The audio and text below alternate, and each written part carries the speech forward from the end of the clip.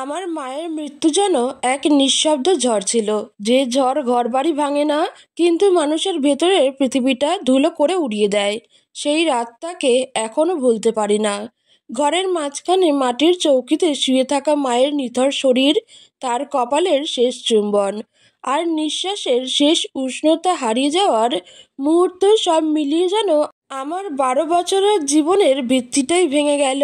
মা ছিলেন আমাদের ঘরের আলো, হাসি, সুবাস। মা ছিলেন আমার সবকিছু।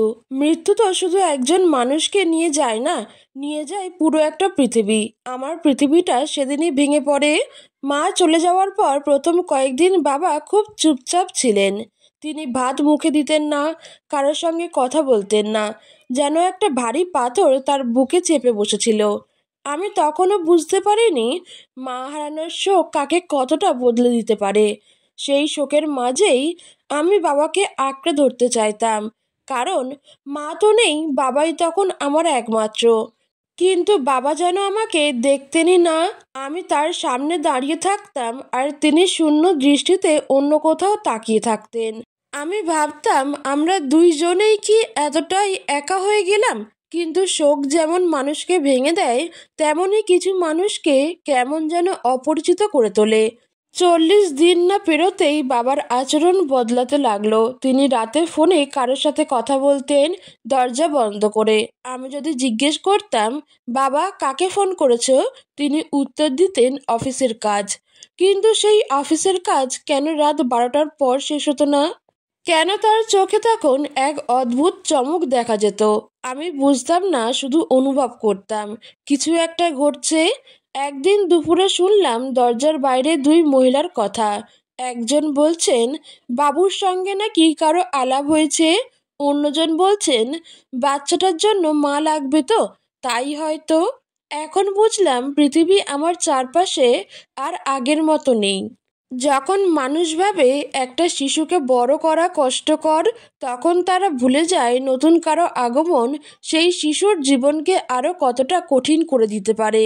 মায়ের মৃত্যুর 3 মাসও পেরোয়নি, বাবা হঠাৎ একদিন আমাকে বসিয়ে বললেন আমি আবার বিয়ে করছি। তার কণ্ঠে কোনো কোমলতা ছিল না, ছিল শুধু সিদ্ধান্ত, যেন তিনি আমাকে না বললেও বিয়ে করতেন।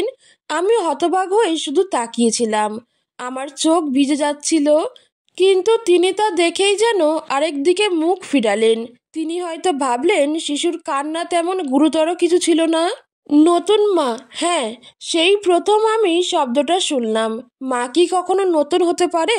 মা তো একটাই হয়, যে আমাকে গর্ভে ধারণ করেছে, যে আমাকে হাত ধরে হাঁটতে শিখিয়েছে। তার জায়গায় কিভাবে অন্য কেউ আসে? কিন্তু পৃথিবী মানুষের অনুভূতিতে চলে না, চলে মানুষের সুবিধায়। বিয়ের দিন আমি বাবার পাশে দাঁড়িয়ে দেখলাম, সাদা শাড়ি পরা, ঠোঁটে লাল লিপস্টিক, গলায় সোনার চেন, ঠোঁটে কোনো আত্মবিশ্বাসী বাঁকা হাসি। মহিলাটি আমাকে একবার দেখেও হাসলেন না, তার চোখ ছিল ধারালো। আর সেই চোখে আমাকে দেখে যে দৃষ্টি পেলাম, তা ছিল যেন কোনো বোঝা তাকিয়ে আছে। সেদিনই বুঝেছিলাম এই মানুষ আমাকে কখনো নিজের মেয়ে হিসেবে দেখবে না। বিয়ের পর প্রথম রাত থেকেই সবকিছু বদলে গেল। তিনি ঘরে প্রবেশ করার আগেই আমার দম বন্ধ হয়ে আসছিল। আমি শুধু দাঁড়িয়েছিলাম দরজার পাশে।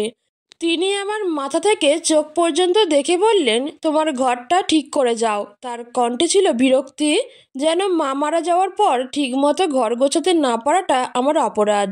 তারপর শুরু হলো অত্যাচারের দিনগুলো, যা কোনো শিশুর প্রাপ্য নয়। প্রথমে তিনি আমাকে বাড়ির কাজ ধরিয়ে দিলেন, ঝাড়ু দেওয়া, বাসন ধোয়া, কাপড় শুকাতে দেওয়া, এইসব।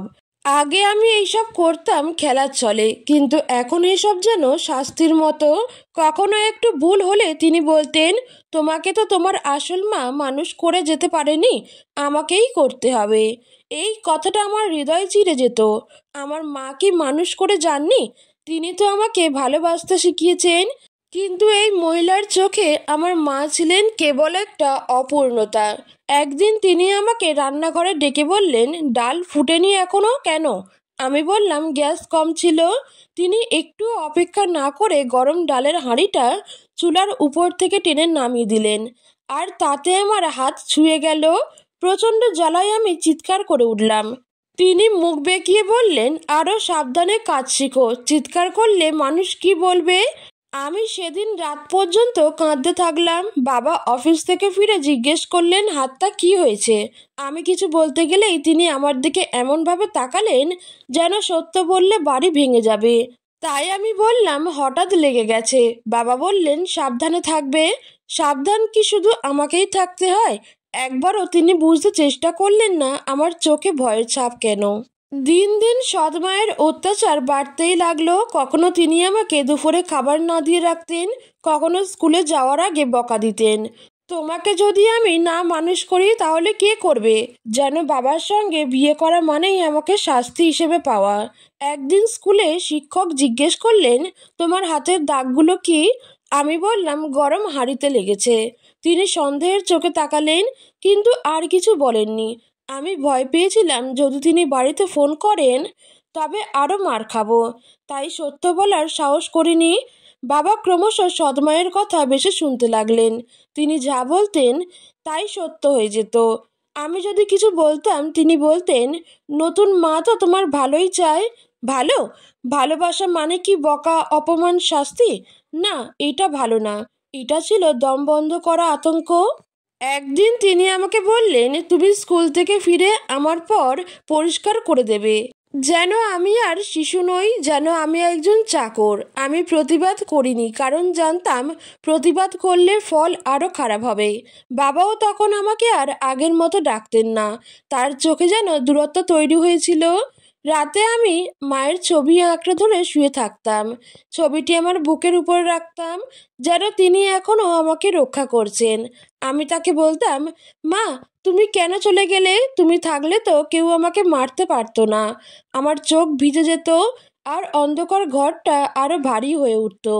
কিন্তু জীবন কখনো শুধু অত্যাচার দেখায় না, অত্যাচারের মাঝেও এক টুকরো আলো ঢুকে পড়ে। স্কুলে নতুন এক শিক্ষক এলেন, নাম ছিলেন সুমিতা ম্যাডাম। তিনি আমাকে দেখে বুঝতে পারলেন আমার চোখে কষ্ট লুকানো আছে। একদিন তিনি আমাকে ডেকে জিজ্ঞেস করলেন, তুমি ঠিক আছো? আমি প্রথমে কিছু বলিনি, কিন্তু তার কণ্ঠে এমন এক মমতা ছিল যা শুনে আমার চোখ ছলছল করে উঠল। তিনি আমার হাত ধরে বললেন, যা বলতে চাও বলো, আমি শুনবো। আমি কেঁদে ফেললাম, চোখ মুছতে মুছতে সব বলে ফেললাম। সৎমায়ের অত্যাচার, বাবার দূরত্ব, খাবার না পাওয়া, কাজের চাপ, সব। তিনি গভীরভাবে শুনলেন এবং বললেন, তুমি ভয় পেও না, আমি আছি। সেদিনই প্রথম কোনো প্রাপ্তবয়স্ক মানুষ আমার কষ্টটা সত্যি মনে করেছিলেন। তিনি স্কুলের কাউন্সেলিং সেলের সঙ্গে কথা বললেন। সেখানকার দিদিমা আমাকে জিজ্ঞেস করলেন, তুমি বাবাকে ভালোবাসো? আমি বললাম হ্যাঁ, কিন্তু বাবা এখন আমাকে আগের মতো ভালোবাসে না। দিদিমা বললেন, তুমি বাবার সঙ্গে কথা বলতে পারবে? আমি মাথা নাড়ালাম, কারণ আমি জানতাম বাবা শুনবেন না।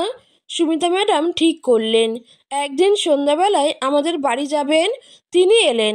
আমার সৎমা প্রথমে মিষ্টি গলায় কথা বললেন, এসো ম্যাডাম, বাসায় আসার খবর তো আগে দিতে পারতে। কিন্তু তার চোখে বিরক্তি ছিল। ম্যাডাম বাবার সামনে সরাসরি সব বললেন। বললেন, আপনার মেয়ের ওপর যে মানসিক ও শারীরিক চাপ পড়ছে তা তার বয়সের জন্য বিপজ্জনক। বাবা প্রথমে অবাক হলেন, তারপর সৎমা বলতে শুরু করলেন, ও ম্যাডামকে মিথ্যা বলেছে। আমি তো ওকে নিজের মেয়ের মতো দেখি। আমি হতভম্ব হয়ে দেখলাম মহিলাটিকে। কি সুন্দর করে মিথ্যা বলতে পারে! বাবা তার কথায় বিশ্বাস করলেন। তিনি ম্যাডামকে বললেন, আমার বাড়ির ব্যাপার, স্কুলের কোনো দরকার নেই। ম্যাডাম চুপ করে রইলেন না। তিনি বললেন, আমি যদি চুপ থাকি তবে এই মেয়েটার জীবন নষ্ট হবে। আপনি না দেখলেও আমি দেখছি, ওর চোখে ভয়। একটা শিশুর ভয় কখনো মিথ্যা হয় না। বাবা কিছু বললেন না। তার চোখে দ্বিধা দেখা দিল। অনেক দিন পর তিনি সত্যিই আমাকে দেখলেন। আমার চোখ, আমার কান্না, আমার হাতের দাগ, সব। সেদিন রাতে বাবা দীর্ঘশ্বাস ফেলে আমার কাছে এলেন। বললেন, তুই কি সত্যি এসব সহ্য করছিস? আমি মাথা নোয়ালাম। বাবার চোখ চিকচিক করে উঠল। প্রথমবার তিনি বুঝলেন নতুন জীবনের আরামে তিনি নিজের মেয়েকে হারাচ্ছেন। পরদিন সকালে তিনি সৎমাকে বললেন, ওর উপর আর চেঁচাবে না, কিন্তু সৎমা কি বদলায়? তিনি আরও রাগী হয়ে ওঠেন। আমাকে না মারলেও চোখের দিকে তাকিয়ে তাকিয়ে দংশানো কথা বলতেন। একদিন রাতে তিনি বাবাকে বললেন, এভাবে সংসার চলে না, ওকে সাজিয়ে গুছিয়ে পাঠাও কোথায়, নইলে আমিই চলে যাব। বাবা চুপ করে রইলেন, তার চোখে ছিল ক্লান্তি। তিনি জানতেন এই বিয়ে তিনি করতে চাননি, কিন্তু করেও ফেলেছেন। কয়েকদিন পর বাবা আমাকে স্কুলের পর বললেন, চলো কোথাও নিয়ে যাব। আমরা দুজনে হাঁটতে হাঁটতে নদীর ধারে গেলাম। বাবা আমাকে জড়িয়ে ধরে বললেন, আমি ভুল করেছি, আমি ভেবেছিলাম আমি একা, তাই তাড়াতাড়ি সিদ্ধান্ত নিয়েছিলাম, কিন্তু তার চেয়ে বড় কেউ নেই আমার। সেদিন আমি তাকে শক্ত করে জড়িয়ে ধরলাম, যেন আবার মা হারানোর মতো ভয় না আসে। বাবা বললেন, আমি সব ঠিক করে দেব। কয়েকদিন পরেই সৎমা চলে গেলেন। তার সঙ্গে বাবার সম্পর্ক ভেঙে গেল। তিনি বাড়ি ছাড়ার সময় একবারও আমার দিকে তাকালেন না। আমি জানতাম তিনি আমাকে কখনো মেনে নেননি। বাড়ি আবার নিঃশব্দ হয়ে গেল, কিন্তু এবার সেই নিঃশব্দতা কষ্টের নয়, শান্তির। বাবা আবার আগের মতো আমাকে নিয়ে সময় কাটাতে লাগলেন। রান্না করতেন, আমাকে পড়াতেন, স্কুলের সামনে দাঁড়িয়ে অপেক্ষা করতেন। তিনি ধীরে ধীরে বুঝলেন মায়ের জায়গা কেউ নিতে পারে না, আর সন্তানের জায়গা কেউ নিতে পারে না। আমি আবার হাসতে শিখলাম। রাতগুলোতে আর ভয় পেতাম না। বাবার পাশে বসে মায়ের কথা বলতাম। মা কিভাবে হাসতেন, কিভাবে গান করতেন, কিভাবে বলতেন, মা তুমি আমার শক্তি। হ্যাঁ, আমি তখন বুঝলাম মায়ের ভালোবাসা কোনোদিন অন্ধকারে হারিয়ে যায় না। অত্যাচার যতই আসুক, একটু আলো যথেষ্ট তাকে হারিয়ে দিতে। আজ আমি বড় হয়েছি, মায়ের স্মৃতি, সৎমায়ের অত্যাচার, বাবার ভুল এবং সংশোধন সব কিছু মিলিয়ে আমি এখন আরও শক্ত। আমার অতীতের প্রতিটি ব্যথা আমাকে সাহসী করেছে। আমি জানি দুঃখ মানুষকে ধ্বংস করতে পারে, আবার গড়তেও পারে।